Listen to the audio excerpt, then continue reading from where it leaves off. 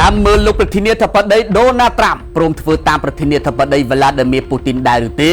បទឈប់បាញ់ដែនទឹកនៅសមុទ្រខ្មៅមានហើយប៉ុន្តែរុស្ស៊ីបានលើកឡើងថាតើតែដកទណ្ឌកម្មខ្លះៗទើបអាចអនុវត្តទៅបានរុស្ស៊ីនិងអ៊ុយក្រែនបានព្រមព្រៀងគ្នាហើយលើបទឈប់បាញ់ដែនទឹកនៅសមុទ្រខ្មៅនៅក្នុងកិច្ចព្រមព្រៀងដាច់ដោយឡែកពីគ្នាជាមួយនឹងអាមេរិកបន្ទាប់ពីមានកិច្ចពិភាក្សាសន្តិភាព2ថ្ងៃនៅអារ៉ាប៊ីសាអូឌីតទីក្រុងវ៉ាស៊ីនតោនបានលើកឡើងថាគ្រប់ភាគីទាំងអស់នៅបន្តធ្វើការឆ្ពោះទៅរកសន្តិភាពយូរអង្វែងនៅក្នុងសេចក្តីថ្លែងការណ៍ប្រកាសអំពីបទចម្បាញ់ដែលនឹងជួយឲ្យបើកឡើងវិញនៅផ្លូវពាណិជ្ជកម្មដ៏សំខាន់នៅសមុទ្រខ្មៅសេតាវិមានបានលើកឡើងបន្តថាភាគីទាំងអស់ក៏បានតាំងចិត្តអភិវឌ្ឍវិធានការដើម្បីអនុវត្តកិច្ចព្រមព្រៀងមុនដែលហាមមិនឲ្យវាយប្រហារលើហេដ្ឋារចនាសម្ព័ន្ធធម្មពលទៅវិញទៅមកផងដែរអ្វីត្បិតអាមេរិកអះអាងថាអ្វីដំណើរការបានល្អទៅមុខក៏ប៉ុន្តែរុស្ស៊ីបានឆ្លើយតបថាបទចម្បាញ់ដែនទឹកអាចអនុវត្តទៅបានលុះត្រាតែមានការដកទណ្ឌកម្មខ្លះៗដែលធ្លាប់ដាក់លើធនាគារអ្នកផលិតនិងអ្នកនាំចេញ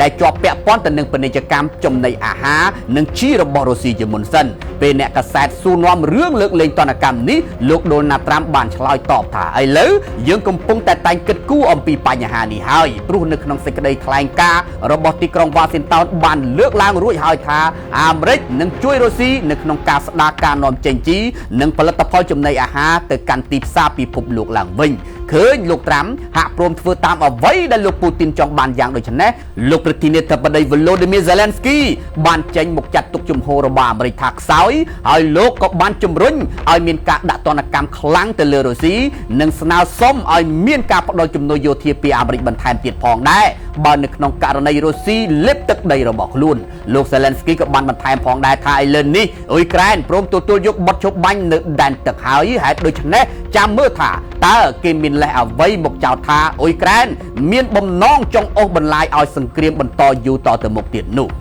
ឮហើយភ្ញាក់ខ្លួនព្រើតអ្នកវិទ្យាសាស្ត្របានរកឃើញថាការទំពាស្ករកស៊ូញឹកញាប់អាចនឹងធ្វើឲ្យកើតជំងឺមហារីកពោះវៀនធំនិងមហារីកសួតដែលមិនដឹងខ្លួនហើយក៏អាចធ្វើឲ្យឈឺក្រពះពុកធ្មេញនិងឈឺក្បាលផងដែរដើម្បីគ្រប់គ្រងការរកឃើញរបស់ខ្លួនអ្នកវិទ្យាសាស្ត្របានពន្យល់លម្អិតយ៉ាងដូចនេះថាអ្នកចូលចិត្តទំពាស្ករកស៊ូជាមធ្យមអាចលេបភីល្អិតជាប់ផ្លាស្ទិកស្មើទៅនឹង16កាត់ឥណទានចូលពោះដោយមិនដឹងខ្លួនជារៀងរាល់ឆ្នាំហើយបុគ្គលដែលត្រូវបានប៉ះពាល់ទៅនឹងមីក្រូផ្លាស្ទិកត្រូវបានគេសន្និដ្ឋានថាប្រឈមនឹងហានិភ័យខ្ពស់នៃការកើតជំងឺមហារីកពោះវៀនធំមហារីកសួតព្រោះស្ករកស៊ូត្រូវបានបង្កើតឡើងដោយប្រើគ្រឿងផ្សំសំខាន់3យ៉ាងទី1ជាតិផ្អែមទី2បន្ថែមរសជាតិក្លិនទៅតាមចំណង់ចំណូលចិត្តរបស់មនុស្សម្នាក់ៗទី3គឺសារធាតុកៅស៊ូដែលគេតែងតែហៅថាសារធាតុ polymer ជាវត្ថុធាតុដូចគ្នាដែលមាននៅក្នុងផ្លាស្ទិកដូចជាថង់និងកៅស៊ូសម្បករថយន្តជាដើមលោកសាស្ត្រាចារ្យ Zinchai មកពីសាកលវិទ្យាល័យ California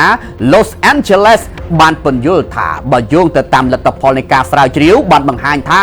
រាល់1ក្រាមនៃស្ករកៅស៊ូគឺអាចបញ្ចេញរហូតដល់637ភាគល្អិតនៃមីក្រូផ្លាស្ទិកដោយ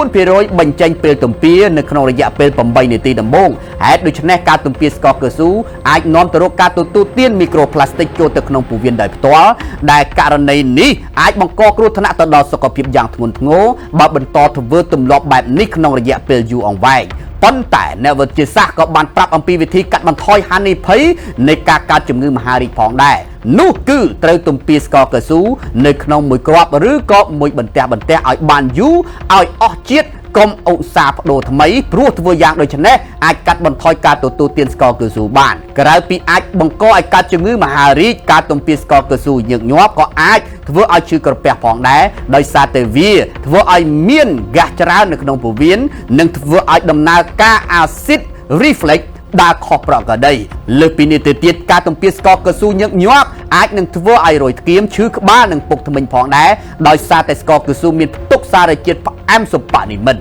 ទួលលេសោះ AI ថាមានមហារីកស្រាប់តែក្រោយមកធ្វើតេស្តឃើញថាជាការពិតអ្នកនាង Mali Garriter អាយុ27ឆ្នាំមានមុខរបរជាអ្នករៀបចំផែនការទីផ្សារនៅក្នុងទីក្រុងប៉ារីសកើតមានអាក្រក់មិនស្រួលខ្លួនជាច្រើនថ្ងៃក៏បានឆាត់សួរ ChatGPT ហើយទទួលបានចម្លើយថាគាត់កើតមហារីកក៏ប៉ុន្តែនៅពេលនោះគាត់មិនជឿឡើយក្រោយមកការធ្វើតេស្តបានបង្ហាញថាអ្វីដែល AI បានប្រាប់គឺជាការពិត ប្រភពពីសារព័ត៌មាន Unilet បានបន្តថាមុនពេលដែលធ្វើតេស្តអ្នកនាងម៉ាលីបានបង្ហាញអំពីសុខភាពដូចជាឧស្សាហ៍បែកញើសនៅពេលយប់រមាស់ស្បែកនិងសក់ទម្ងន់យ៉ាងខ្លាំងក៏ប៉ុន្តែគាត់បានសន្និដ្ឋានថាបញ្ហានោះគឺដោយសារតែការ stress តែប៉ុណ្ណោះឆ្ងល់ខ្លាំងពេកអ្នកនាងម៉ាលីបានសាកសួរ AI ChatGPT អំពីរោគសញ្ញាទាំងអស់នោះហើយលទ្ធផលបានបង្ហាញថាគាត់អាចមានជំងឺមហារីកឈាមនៅពេលនោះគាត់មិនជឿលើ AI ឡើយហើយគាត់នៅតែនឹកឃើញសម្ដីវិជ្ជមានរបស់គាត់ដែលអះអាងថាបញ្ហាសុខភាពទាំងអស់នោះគឺដោយសារតែគាត់កើតទុក្ខពេកនៅពេលដែលឪពុកទើបនឹងស្លាប់ទៅមិនយូរប៉ុន្មានសុខភាពរបស់អ្នកនាងម៉ាលីបានធ្លាក់ដុនដាបខ្លាំងឡើងហើយនៅចុងឆ្នាំ2024គាត់មានអារម្មណ៍អស់កម្លាំងហត់ល្ហៃនិងឈឺនៅក្នុងទ្រូងជារៀងរាល់ថ្ងៃនៅដើមឆ្នាំ2025គាត់បានត្រឡប់ទៅជួបគ្រូពេទ្យម្ដងទៀតបន្ទាប់មកបានធ្វើរោគវិនិច្ឆ័យរកឃើញថាគាត់ពិតជាមានមហារីកឈាមពិតមែនទោះបីជាមានការភ្ញាក់ផ្អើលចំពោះលទ្ធផលរោគវិនិច្ឆ័យនេះក៏ដោយគាត់នៅតែមិនអស់សង្ឃឹមឡើយហើយត្រៀមទទួលនៅការព្យាបាលចាប់ពីពេលនេះតទៅអ្នកនាងម៉ាលីបានលើកទឹកចិត្តឲ្យអ្នកផ្សេងទៀតយកចិត្តទុកដាក់ឲ្យបានដិតដល់ចំពោះរោគសញ្ញាខុសប្រក្រតីនានាហើយនៅពេលដែលឃើញថាមិនស្រួលហើយត្រូវទៅរកគ្រូពេទ្យដើម្បីទទួលបាននូវការព្យាបាលឲ្យបានទាន់ពេលវេលា